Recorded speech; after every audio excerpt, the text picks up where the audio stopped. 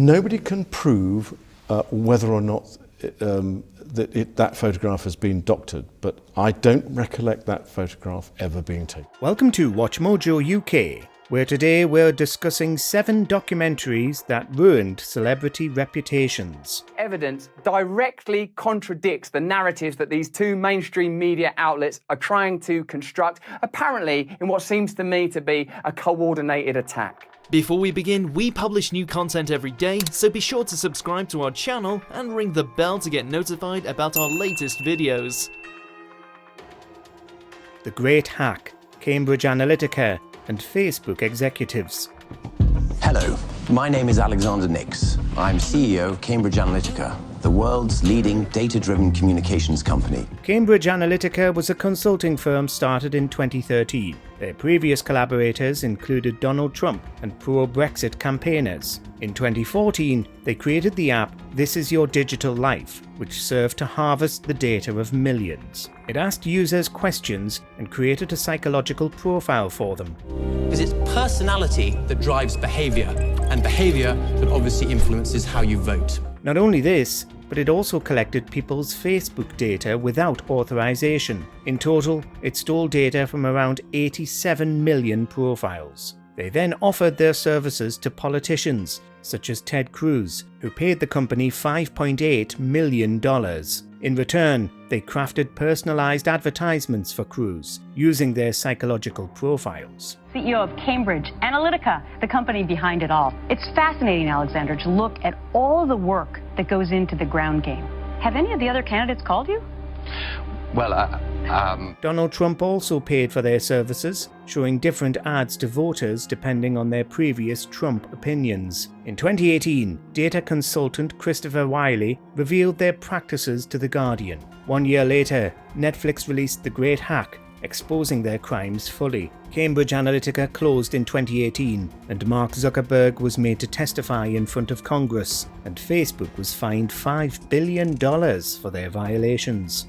My top priority has always been our social mission of connecting people, building community, and bringing the world closer together. Russell Brand, in plain sight. Russell Brand. And at this point, he's grabbing at my underwear, pulling it to the side. I'm telling him to get off me, and he won't get off. Essex boy Brand rose to fame in the early 2000s, with sexual freedom being a significant aspect of his image. During the COVID pandemic, he gained a massive YouTube following, largely made up of the alt-right. His content mainly focused on radical conspiracy theories, particularly ones denying COVID. In 2023, Dispatches released a documentary of their investigation into Brand, focusing on his mistreatment of women. All right, Liz, goodbye. Yeah, thank you. Well, it's been really a wonderful experience. See you later, Liz. Numerous allegations of abuse were made, including one claim of him grooming a teenage girl. Claims of his immature behaviour date back to the 2000s. For example, when he was on BBC Radio 2, he urinated in a bottle in the studio, then got angry and started throwing objects. Like most celebrities accused of abuse, he denied all allegations, insisting he always had consent. Not everyone believed him, and he was dropped by his agent in September 2023, causing his comedy tour to be indefinitely postponed. YouTube began withholding his profits, but he still maintains a sizable following, who he peddles snake oil to. What I seriously refute are these very, very serious criminal allegations. Panorama, Martin Bashir. Why have you decided to give this interview now? I want to reassure all those people who have loved me and supported me throughout the last 15 years, so I'd never let them down. And that is a priority to me, along with my children. Journalist Martin Bashir interviewed Princess Diana in 1995, which the BBC called the scoop of the generation. It was groundbreaking, with Diana opening up about her struggles with marriage, mental health, bulimia, and the Royal Institution. More than 20 million people in the UK watched it, causing a 1,000 megawatt surge in power demand. The royal family only discovered it once it was released, causing a deep division between them and Diana. A month later, the Queen ordered a divorce. The royal fairy tale was well and truly over. 25 years later, it came to light that Bashir had used fraudulent practices to land the interview. Her brother, Charles Spencer, was shown forged bank statements indicating individuals close to the princess were spying on her. Spencer later said that he wouldn't have allowed the interview if not for them. These revelations coincided with the COVID pandemic, which caused Bashir to fall seriously ill. Investigations were delayed for this, although the Daily Mirror published an image of him visiting a takeaway. He left the BBC in 2021, citing ill health, but many believe the scandal was the driving factor. A quarter of a century after Princess Diana bared her soul to Martin Bashir, those closest to her still associate that interview with a chain of events that ended in her death. Panorama, the Football Association. The clubs aren't supposed to meet the player, but I had Newcastle at my house. Okay. The player where his mother and father on Friday. In 2006, Panorama exposed widespread corruption in the English Football Association. They captured extensive incriminating footage showing numerous officials breaking the law. Many dealings involved bungs or bribes. For instance, Sam Allardyce, the Bolton Wanderers manager, accepted bribes to sign players. His son Craig would facilitate such deals. Newcastle United manager Kevin Bond was similarly filmed agreeing to bribes. Numerous other agents were caught on tape breaking FA rules. Arneson was offering Peter's player £150,000 over 3 years, even though he was at another club's youth academy.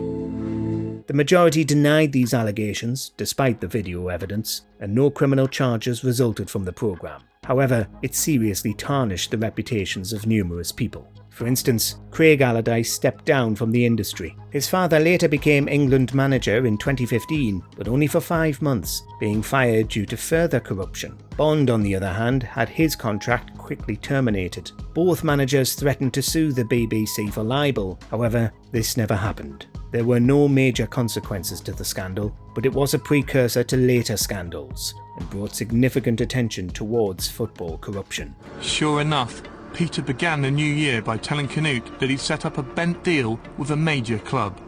He said he'd arranged a £30,000 bung for its chief scout. Living with Michael Jackson, Michael Jackson. How often would he beat you? Too much. Would he only use a belt? Once upon a time, Jackson was arguably the most famous person worldwide.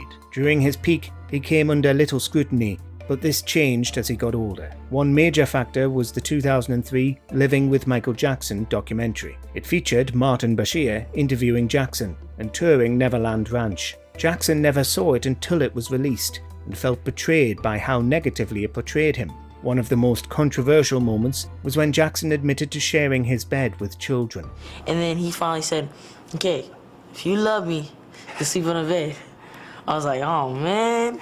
And so I finally slept on the bed.